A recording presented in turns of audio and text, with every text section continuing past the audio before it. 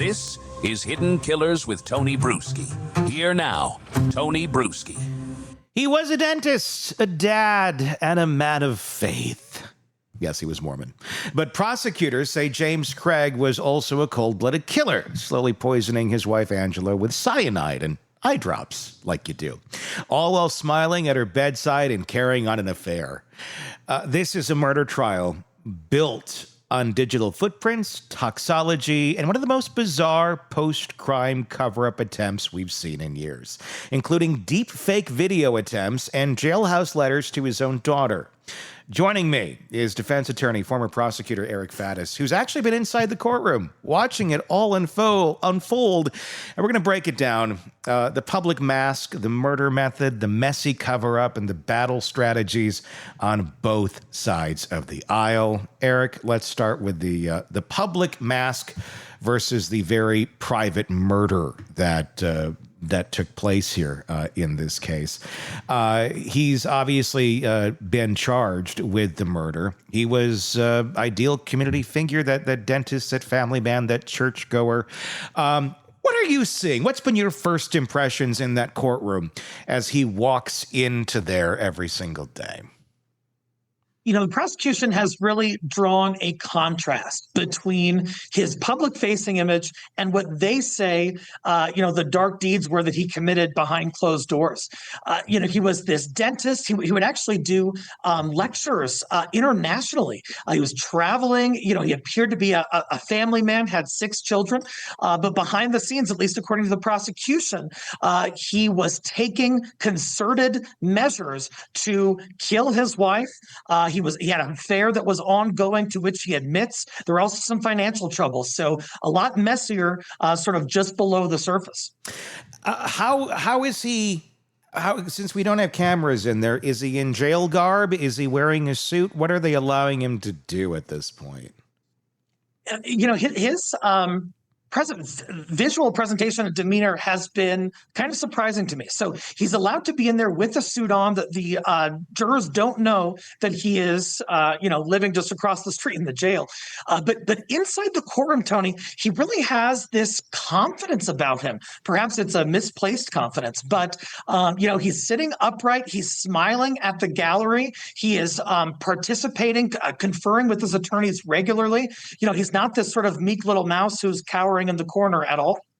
Which is interesting. What were you expecting going into this? Especially, now that we know all of these things that were going on from the jail, which we'll get into in a little bit. But what were you expecting when you walked in there?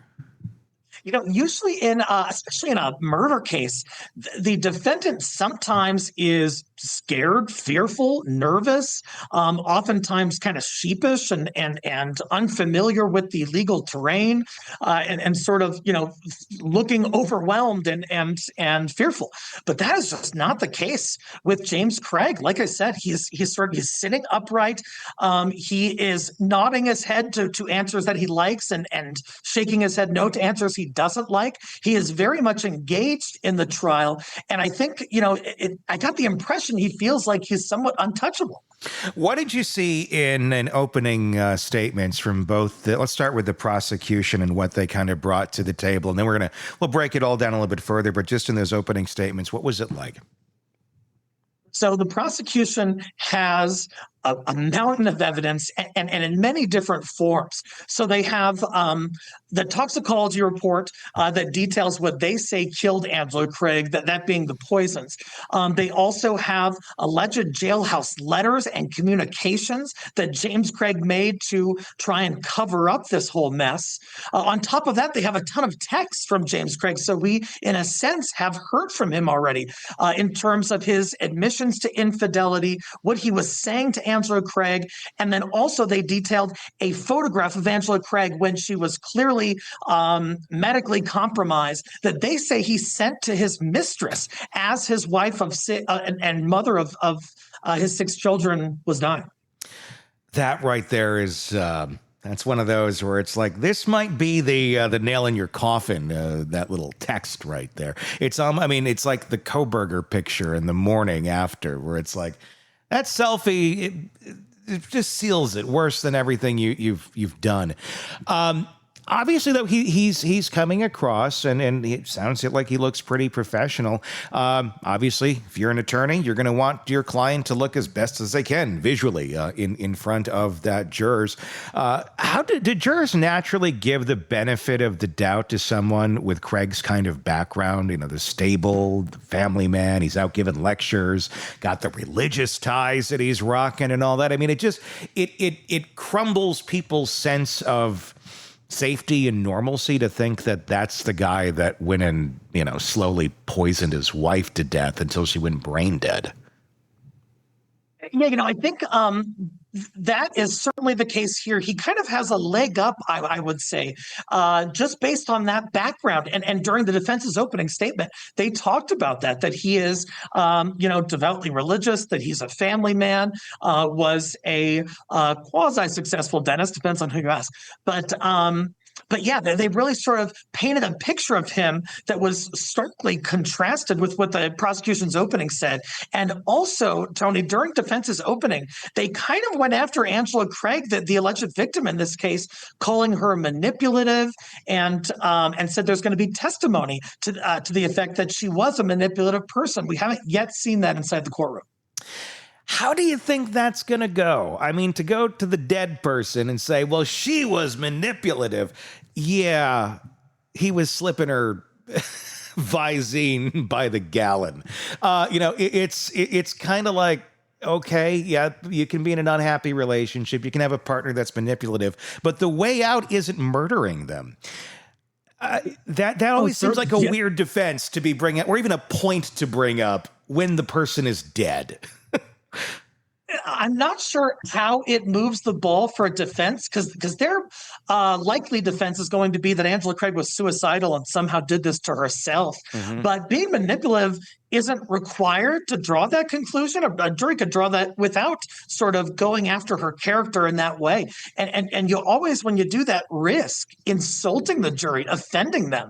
If this was, in fact, just a suicide by Angela Craig, you don't need to kind of pile on and make her look bad. And I don't think the jury's going to dig that. I know that there are texts that they're supposedly going to be show that show betrayal and heartbreak, not necessarily suicidal ideation going on. But one could say if you're heartbroken and betrayed, you would naturally have that as well, possibly, maybe, if you want to believe that over there, juror number 5. But it's not always the case.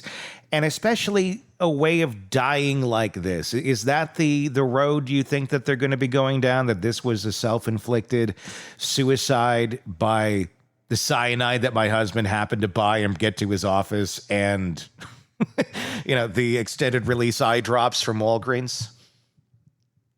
Tony, I was talking about this with Carol McKinley. She's a reporter for the Denver Gazette and has done things nationally. And she brought up a really good point that if a person wants to commit suicide, usually you want it to be quick and as painless as you can do it. Mm-hmm. You don't want to draw it out over the course of weeks by sort of incrementally introducing poisons into your body such that you have to be hospitalized 3 different times until that final act is committed. And so I think that could be a hard sell for this jury.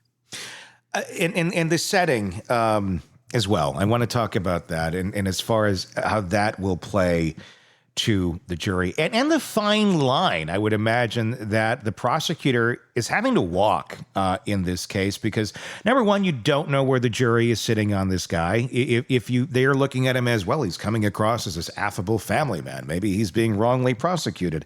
And if you go at him too hard, that can fire back at you the wrong way. And then you also have the religious component of it as well. He was a Mormon. And for whatever reason, we can add this to our ungodly high list of Mormons committing crimes. I don't know why it's insanely higher than other groups of folks, but it is. You got that aspect, and it's being tried, in an area where you have a fairly large community of that going on. I'm not saying there's anything wrong with it. All I'm saying is, sometimes it makes it more difficult when you have members of your same religion on that jury because it's an acceptance thing, not wanting to believe that there's a world where someone else who was like this could actually be like that. Totally, Tony. I think the prosecution has done a good job walking that line. I actually personally know the prosecutors very well. Ryan Brackley, who's the second in command at that office, is the lead prosecutor on the case. Mike Morrow is another prosecutor. I've done tons of trials with them. And the way that they've been approaching this is really in kind of a matter of fact and rather meticulous fashion. It's been pretty dispassionate. They're not, going and saying, hey, he's a dirty, rotten SOB. They're kind of saying, hey, look, this is the evidence. These are the text messages, and allowing the jury to sort of draw whatever conclusions they're going to draw about him. So I think they've been doing a good job of not kind of overstepping that boundary and possibly hurting their own credibility by going after James Craig too aggressively. They haven't been doing that. Whereas on the other hand, the defense has been somewhat aggressive, and I think it's kind of because they have to. Prosecutors, of course, allege Craig slowly poisoned his wife, Angela, with cyanide and tetrahydrozoline. That's the stuff that's in the eye drops. Both chemicals ordered using aliases and shipped to his office. So it wasn't just as he went down to the Walgreens and said, here, honey, we're going to have a Coke and Visine tonight. It was the actual active chemical that's in there that does it. So if you do it at a higher dose, it's going to be more effective, depending how you're looking at the word effective. Both, again, using aliases and shipped to his office. The poisoning timeline aligns very closely with his online searches and Angela's medical symptoms. So when prosecutors are building a case around poisoning, what extra challenges or advantages do they face in a case like this with, the weird shipments to the office that seem to be the same things that are in her system? Well, from the prosecution's perspective, thank heavens they got an autopsy, because James Craig actually was talking with his daughter about not wanting an autopsy. And now we can, infer why that might be. But the autopsy is so critical in this case because it really details the chemicals that were in her body and how they led to her demise. But still, there are some difficulties because, these things happen behind closed doors. James Craig wasn't introducing poison to her, in front of the other 6 kids or in front of coworkers or anything like that. The allegation is that he put it into her protein shakes and then on the final fateful day went into the hospital and introduced cyanide into a pill that he somehow got Angela to take. Now, again, there aren't witnesses to that. There's no video to that. And so the jury is going to have to kind of connect the dots, and there are going to be some disconnects throughout that entire factual chain. Now, let's talk about that a little bit. I mean, this data is showing a clear timeline, the purchases, the search history, the hospital visits. I mean, is that going to be enough to convince a jury? What sort of holes are you seeing that could be poked into this thing? So James Craig, depending on who you ask, but it appears he did a reasonably okay job at trying to kind of hide this and cover his own because with respect to the poison shipments, he allegedly told his daughter in a letter or verbally that Angela Craig actually wanted the poison but couldn't get it. And so he was the one who went out and got it for her. There are some text messages from Angela Craig in which she appears very distraught based on the infidelity. And so I think defense is going to use that and say, hey, no one can show that James Craig actually introduced this poison into Angela's system. And on top of that, there is at least some evidence that Angela was having a tough time emotionally and mentally. And I think they're going to try to pull all this together to say, hey, jury, that's reasonable doubt as to whether she died by suicide. I bought my wife the poison because I'm cheating on her. And then it wasn't me. It's like the Shaggy song, literally. Like, hanging on the bedroom floor. Bought my wife some cyanide last night, then she drank it out the door. Now she's in the hospital with a coma for the last 5 days. That was the original. That was the album cut, the radio edit they had. That was a heck of a remix there. They had to tone it down for the radio. It was too much. That's quite an argument to make to a jury. I bought her the poison because she was depressed because I'm a horrible human being and I've been cheating on her left and right. And I just was going to give it to her in case she wanted it. Has that argument ever worked? I mean, maybe so. I don't know, but that's kind of nuts. That's a novel one to me.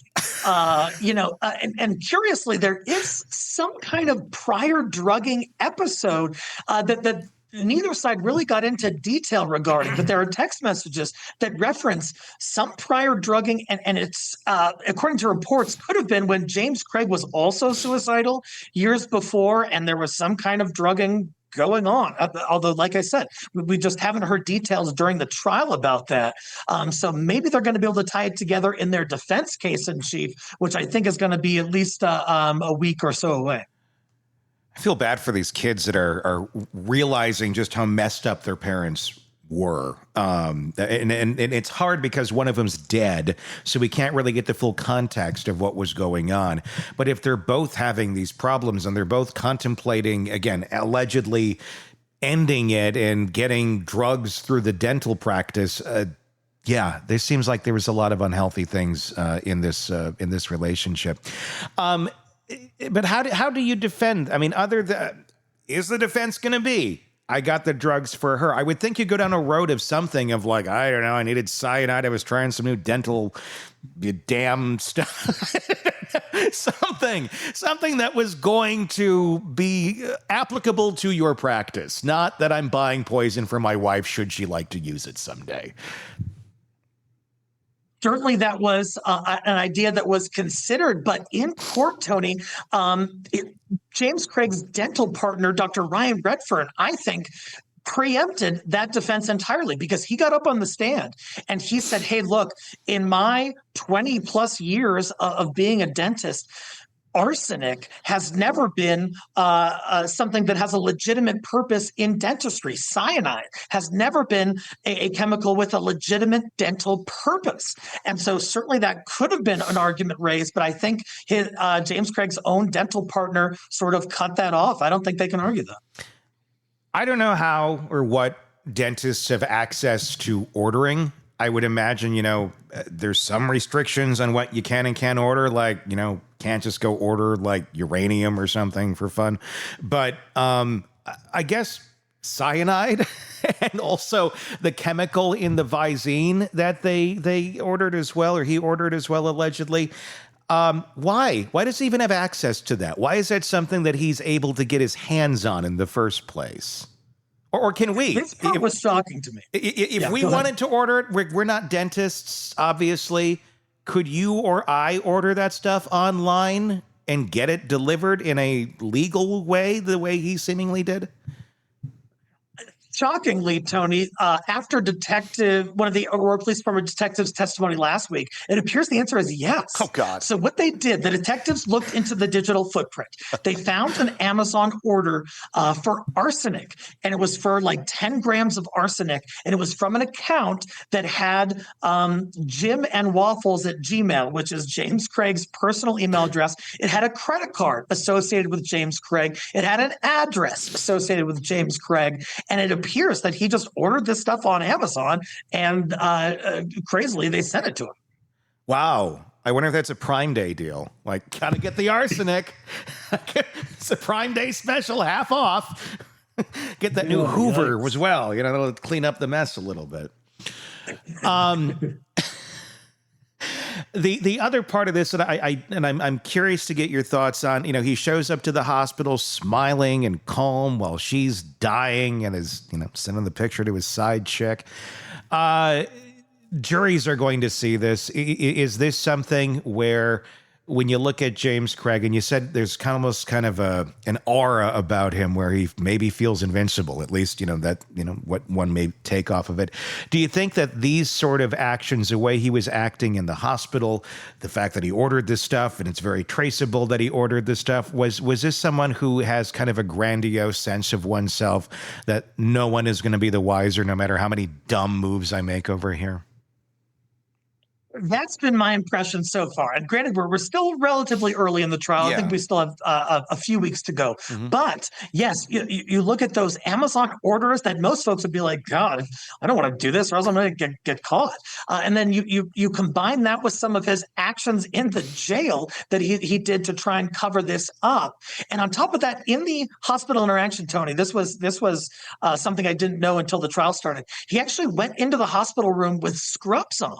Now he's a dentist, and it hasn't come out whether he was doing dental work that day. But the argument for the prosecution is that, hey, he was going in there so he wouldn't be noticed, and there would be no one else in there thinking anything was weird while he was allegedly introducing cyanide into Angela Craig's body. Doing more in the hospital itself.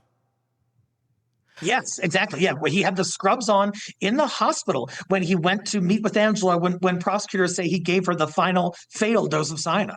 So was anybody in the hospital catching any of this going on? Like, is he like putting it in her IV? Like, how is he administering the cyanide in the hospital? That's a fair question. And the prosecution hasn't really solidified that yet. I believe in their opening statement, they referenced something about they think it was put into a pill and given to Angela. But, why would Angela be taking a pill from her husband? I guess perhaps he could have concocted some kind of ruse and said, hey, this is going to help you get better, and given it to her. But that being said, there were no medical personnel who intervened during that interaction, and no reports of, hey, there's a strange man in scrubs who doesn't work here who's going into this super sick lady's room.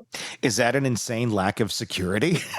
More than anything else? I mean, anybody in theory, unless you got somebody guarding your door, if it's visiting hours, I guess you could sneak into the bathroom, throw some scrubs on, get the same color everybody else is wearing, and blend in fairly well. People may go, who's that new guy? I don't know. Maybe he's on the third floor and he's just on the wrong floor. I don't know. They got Charleston Chews in the vending machine on this floor, and it's what he came up here for, and to give a cyanide pill to his wife. I don't know. I mean, it just seems... I don't know. Is that a lax area that maybe there should be a little accountability for?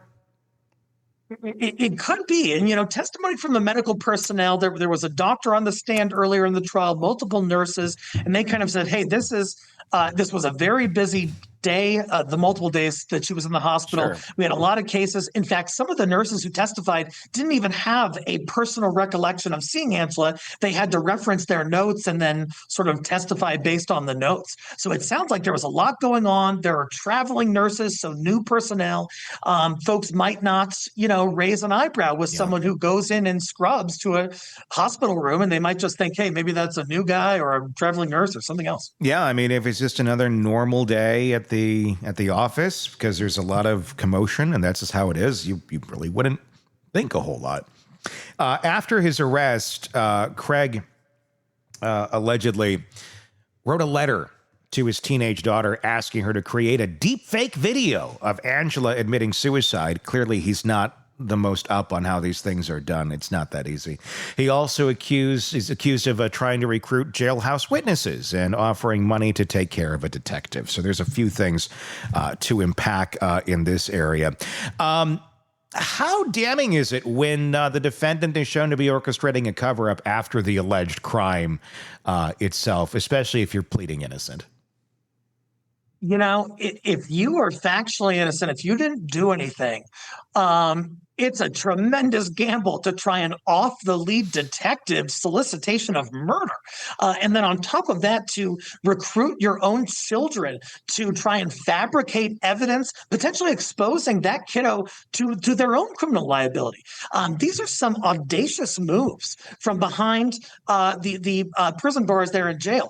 And so very surprising and kind of consistent with this alleged image that James Craig thinks he's untouchable and can kind of get away with whatever. How did that play out in the courtroom when this was brought up that he was asking his daughter to go and create deep fake videos, erase your metadata, and using words that he clearly doesn't quite understand how they all apply? You can't just go, deep fake mom asking to kill herself. I mean, it would take a little work. And I know how to make these sort of things. Even that would be a difficult one to do today, to make it especially stand up to anything. It would be found out to be fake. Is he just that stupid? And also, what happened with the daughter when this request was made? Yeah. So in terms of the daughter's testimony,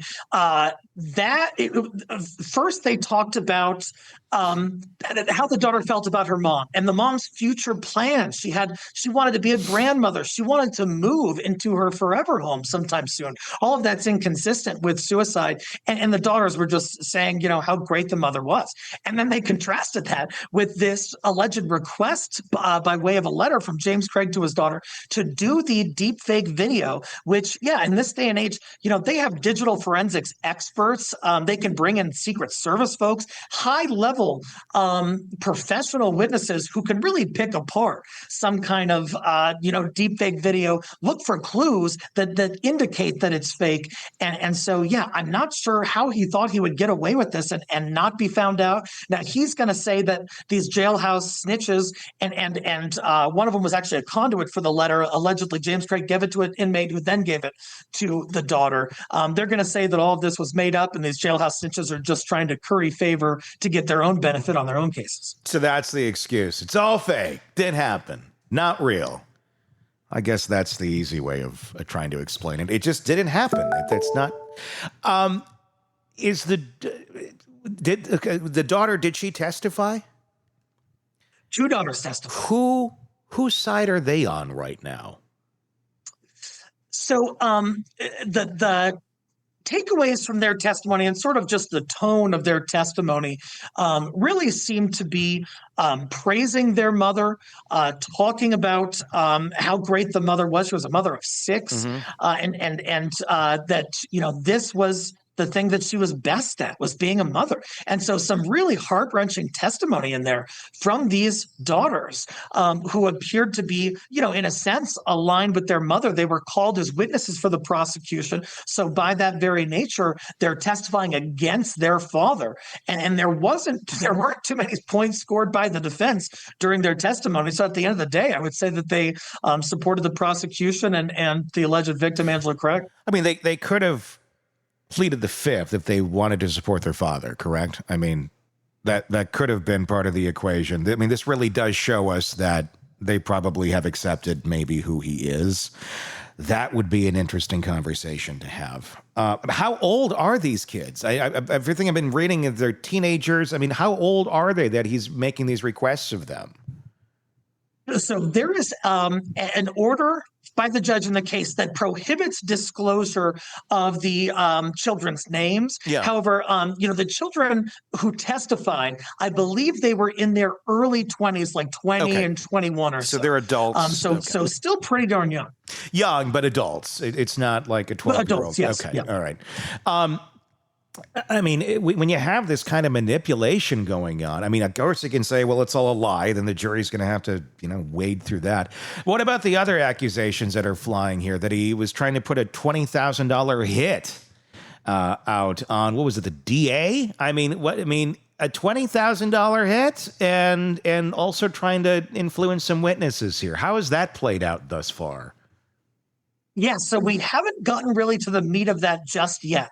The allegation is that he tried to put a hit on lead detective Bobby Olson. She is a detective with the Aurora Police Department in the Major Crimes Unit. She is at the helm of this case, and so whenever there is a threat on law enforcement, prosecution takes that so seriously. In part because they work hand in hand with these folks on a day-to-day basis. They develop a rapport. And when you're going after a lead detective, you're kind of going after one of their own. And so the prosecution are certainly taking that extremely seriously in terms of how they're going after James Craig for that solicitation of murder charge. Like what exactly are they alleging happened here behind bars where he makes this request out there with the offer of $20,000? My understanding is that he made several requests behind bars. One of the requests was to an inmate to try to arrange for lead detective Bobby Olson to be killed. We haven't heard really the finite details of that just yet. I think they're going to get into that this week.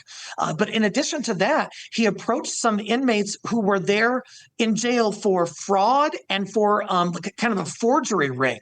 And he wanted them to try to drum up and fabricate some kind of evidence to show that Angela Craig was suicidal that he was then going to combine with this deepfake video he wanted his daughter to make. Has he completely just lost his mind at this point? I mean, this is just so grandiose. I mean, like, no one's going to raise a red flag. Oh, the lead detective dead. I wonder if it's connected to any of the cases this lead detective might be a part of. Hey, maybe this guy over here who has a history of trying to kill people. So is this going to be another thing that the defense is going to argue? It's fake, it's made up, somebody is doing this to garner favor with something, and this is something he just didn't do.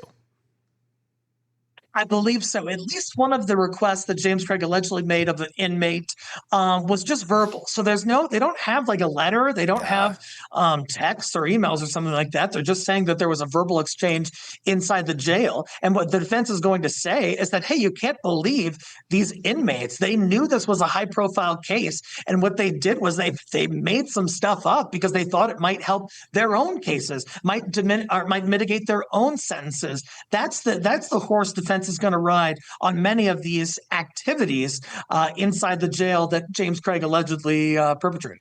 And is that really that crazy of a response? I mean, inmates will make things up to get whatever advantage they can have. And if you don't have it on paper, which even when they have it on paper half the time is up for debate, like that doesn't look like it's this, right? It's verbal. Okay, sounds pretty horrible, but don't they need something a little stronger than that if it's going to stick?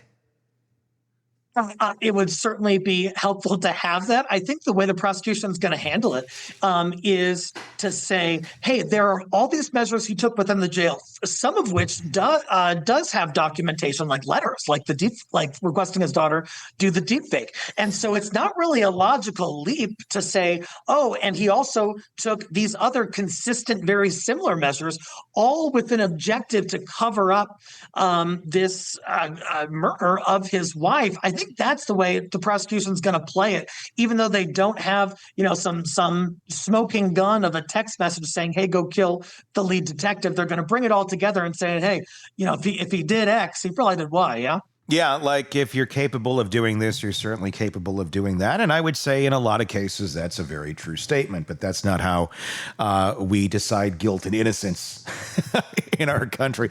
At least we're not supposed to, but sometimes we do. Every trial has a rhythm. It starts with a slow burn of discovery, the evidence, the prep, the positioning. All of it, the prosecution is now threading together motive, financial strain, the affair, the image control, the means, the poisoning, the post-crime consciousness of guilt. The defense is leaning on the lack of eyewitnesses here, the alternative explanations, the personal, emotional complexity. How tight does a prosecution case need to be when, this is largely circumstantial? Is the digital evidence going to be enough, in your opinion, here in a case like this? We've seen a lot of interesting outcomes lately where, of course, all it takes is one. But one, I don't know, feels like it's coming by a lot easier than it used to. This is such a tough case for the defense because, like I said, there's the digital footprint, there's the toxicology report, there are actions taken allegedly with a consciousness of guilt to cover it up. If Angela Craig had died some other way, defense would have more outs here. But really, even though they don't have any burden, they don't legally need to do this, the jury's going to want to say, hey, what is the plausible alternative explanation as to how Angela Craig died of poisoning? And someone slowly administering poison to themselves over the course of weeks, suffering and suffering and suffering, is just not terribly plausible. What's your best route here? As a defense attorney, what's your best route to introduce a reasonable doubt? Is it just that there's all these other maybe possibilities out there? None of them are super strong, but just, you go at them in mass with a lot of things. Just scatter all this out there under the thing, and maybe you'll be distracted. I don't know. I don't know where you'd go on this one.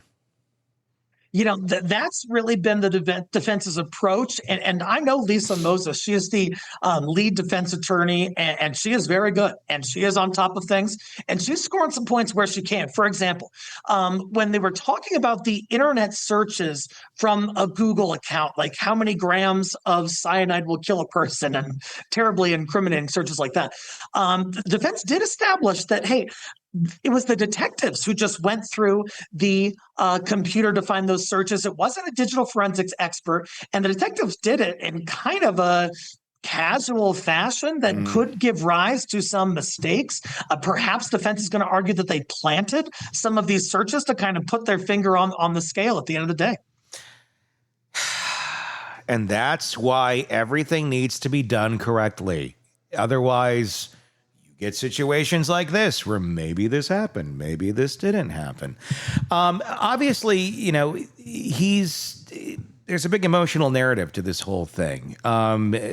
The prosecution has created that emotional narrative. Craig wanted to escape the crumbling life, and he wanted out this way, so he decided to kill his wife. But again, it's a tough one when you got 6 kids. I mean, that is a hard pill to swallow, that dad would want to end life of mom that badly, that he's going to go to that level. But obviously, he had financial troubles. That's documented. He had a mistress. That's documented. He had failing business partnerships.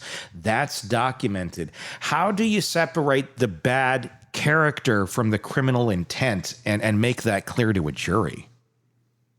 Oh, sure. So, the defense did, I thought, a reasonably good job when they were talking about text messages. So what they were showing was that James Craig appeared to be trying to repair the relationship after the infidelity, saying how much he loves Angela Craig. He wants them to have a future. He wants her to be his wife going forward. And, arguably, all of that is inconsistent with wanting to kill her. And so I think that defense is trying to show the good side that they have of James Craig while all of this other kind of monstrous evidence is coming out. Are we going to see any other elements of character in this, of him acting nefarious? Obviously, we do have some after the fact in prison, but again, I could see that being spun of either it's just BS, it didn't happen, and they're trying to railroad him, or he's doing it because this is his only way out, because everyone's going to think he's guilty no matter what, so he has to do something to create this ruse that will bring you to the reality of what life actually is and not what they want you to believe. I could see that being the thing. But the thing is, beforehand, prior to all of this happening, do we have anything? Do we have any evidence of a character pattern of him being deceptive to others in life? I know there were some business issues that were going on. I don't think, obviously, a lot of those are getting into this trial. But a pattern of behavior that shows anything that would point to this guy being capable of killing his wife. Well, some interesting pieces of evidence have come out that relate to character already. So one thing that came out in court that I was unaware before this trial, and it was kind of a dramatic moment. The office manager testified, and what she testified to was that she developed an intimate emotional relationship with James Craig. That's how they put it. So you add that to his documented and admitted infidelity in December of 2022, 3 months before Angela Craig died. And then apparently there was infidelity going on for quite some time before that. And I think defense is going to argue that, hey, if some kind of new mistress wanted or caused James Craig to kill somebody, to kill his wife, that would have happened years ago, because he had a bunch of he had multiple mistresses before that. And so they're trying to kind of turn that negative into a positive and spin it in a way that helps protect James Craig.